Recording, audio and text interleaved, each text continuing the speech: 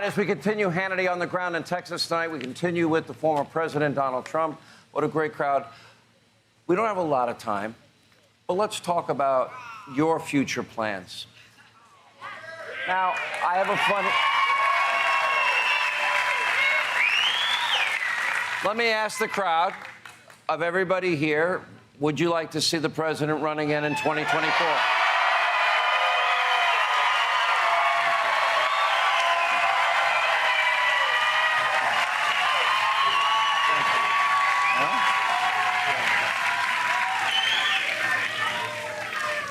You're not going to answer, but I have to ask.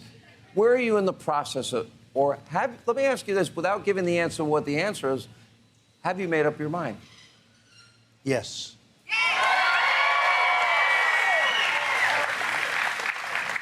I think you got it right. Yeah. When you look, you know, it's funny because I've known you 25 years. And I remember when you were first talking about running, and we actually argued. Remember we'd argue about certain things in Iraq and certain wars and everything? And then you became president. And I remember when I supported you, I said he will govern as a conservative, and people didn't understand. You really governed as conservative as any president in the modern day. That is your core belief. And actually, Sean, you have known me for a long time, and my views have never really changed. I mean, if you look at my views haven't changed. I felt this way about these crazy, endless wars where we're losing so many wonderful, young, beautiful people, and we're not fighting. We're just sort of there, and we don't do it. You know, we knocked out ISIS. You saw what I did during a short period of time. Sure. Over a period of a year and a half. Wiped out the caliphate. ISIS wiped out the caliphate. It was getting worse and worse. But we got to bring our people back home. It's time. 21 years in Afghanistan. Yeah. 21 years. And so we rebuilt our military. It was totally depleted. It was terrible. We had jets that were 40 years old, jet fighters that were 40 years old that they didn't make parts for anymore. You had to go to the desert to get the parts, where they have what they call the airplane graveyards. And we have now all brand new planes, brand new everything, all made in the USA. No, we have to get ourselves set. We have to reorient. But the Middle East has been a disaster for this country. We've spent trillions and trillions of dollars. We got nothing. And the beauty was we didn't need their oil anymore, but now we're going to need their oil again because we're not going to be energy independent for very long. I don't believe we are now. And when I left, it was $1.87 a gallon for gas, and now it's $3.50. It's almost $1.30 more just since Joe's gotten to be president. Let me ask you a question, because I would argue, and I did argue on air often, that you treated there's a whole other standard for you. If you had sons that lied on a gun permit, threw a gun in a dumpster, smoked crack, got money from Ukraine with no experience, Kazakhstan no experience, Russia with no experience, a $100,000 shopping spree and a $1.5 billion deal with the Bank of China with military connections, I have a funny feeling that the media would go after you. It would be unrelenting. Why does Joe Biden get a pass? The Democrats get a pass. Hillary Clinton got a pass. The Democrats get a pass. You look at a guy like Bill Barr, they said they're going to impeach him. And once they said they're going to impeach him, he became afraid. He became afraid. I said, what's wrong with you? He became scared. They go after people. They go after him so hard and so viciously. And all of a sudden, that's what happens. Not in all cases. We have some people that are incredible. But you have some people, they get brought over to the other side for fear. And we can't have that. We have to fight so strong. Look at me. They go after me with Mueller, with this one, with that one, with impeachment 1, impeachment. I call it the impeachment hoax 1 and 2. And all of this, all nonsense, made up stuff. In fact, they were the ones who were guilty. They come after me. New York radical left prosecutors come after me. You got to always fight. You got to keep fighting. It's a disgusting thing. It's very unfair. I guess they don't call politics a blood sport for no reason. If you move forward, you know how difficult it is, but you seem ready to re-engage in that battle. And when you It's not that I want to. The country needs it. We have to take care of this country. I don't want to. Is this fun? Fighting constantly, fighting always. I mean, the country, what we've done is so important. When I say the greatest tax cuts, now they want to raise your taxes. They want to double your taxes, and the Republicans in the Senate and the House, but the Republicans in the Senate have to fight hard that the taxes don't get up, because that'll be terrible for the country. I've known you for years. I watched you for years at Trump Tower. I watched you all the years you were in the White House. You sleep maybe 4 hours a night, 4.5, 5 max. You never stop working. Joe Biden averages less than one scheduled event a day, gets up at 9:30. He gets his warm, milky, and sippy cup around 7 p.m. If he's good, he gets a night-night story.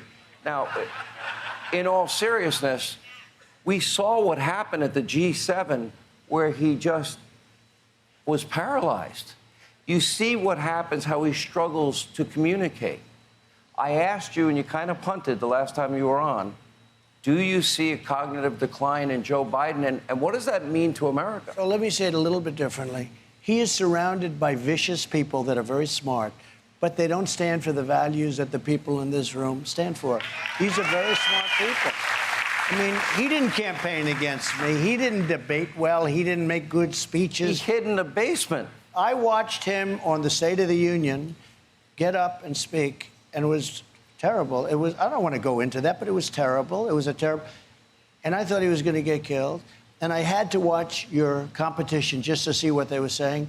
Now, FDR was a great speaker. You remember some of the speeches he made were incredible. And the only thing you have to fear is fear itself, with that beautiful. Sure. They compared him to FDR. Okay? Now, the good news is they've lost You should have ratings. been watching Hannity. That was not what was happening. No, I know. I watched that. Yeah. Well, that one I could have predicted. Yeah. But look, there was nothing good. It was embarrassing. And they were comparing him to FDR. Now, it was so embarrassing to watch that. I couldn't believe it. I was surprised. I watched specifically because I said, he's going to get killed. He didn't get killed. They said, great. And Nancy was sitting behind him with the single biggest mask I've ever seen. That was the largest. It covered her entire face. I've never seen anything like it. No, I've never seen anything like it.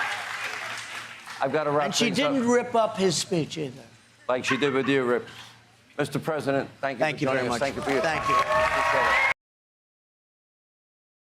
it. Joining us now, Texas Attorney General Ken Paxton. Hey, Ken, it's great to have you back on. We saw this story. We thought this was really stunning, that Texas is flipping the script on the Biden administration.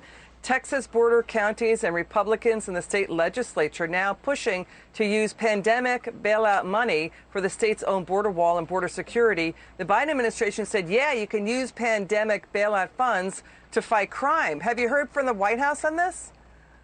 You know, they don't call me very often these days, but I love flipping the script on them and taking advantage of those stimulus dollars to do something that they've failed to do, which is protect our border, protect our citizens, and stop the illegal immigration and the crime that's associated with it. But now you got state Democrats in Texas saying, Republican lawmakers, you can't do that. You can't use Texas's share of the $350 billion on the border wall and border security. What would you say to those Texas Democrats? Well, I'm not surprised that they're saying it. That's the party line, right? That we want open borders no matter what the impact on our state, no matter what the impact on our country, no matter what the economic or social impacts.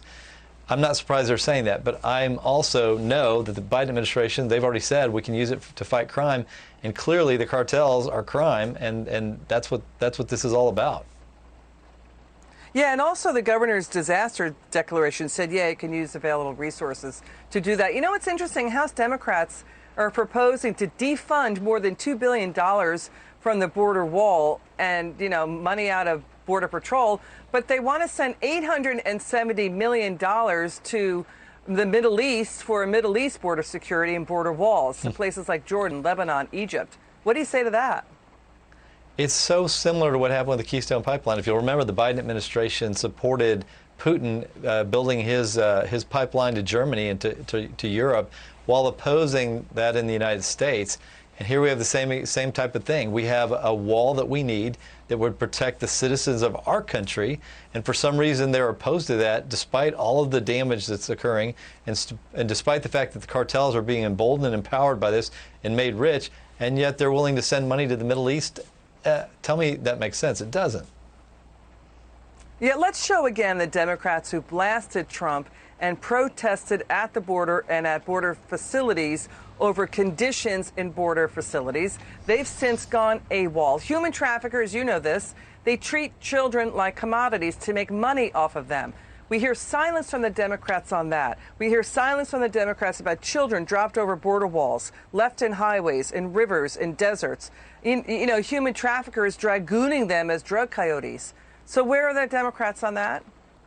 You know, this is one of the saddest parts of this story. I mean, it's bad enough that you're opening the border and you're letting the cartels have all of this control of what's going on with everyone that crosses the border. They're charging money.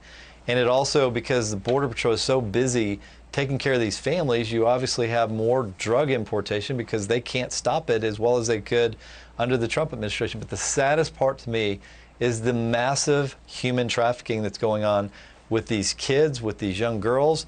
And they're turning a blind eye to it. I don't understand it. It is so sad to see what's happening, and really it's on their watch. It's on their hands.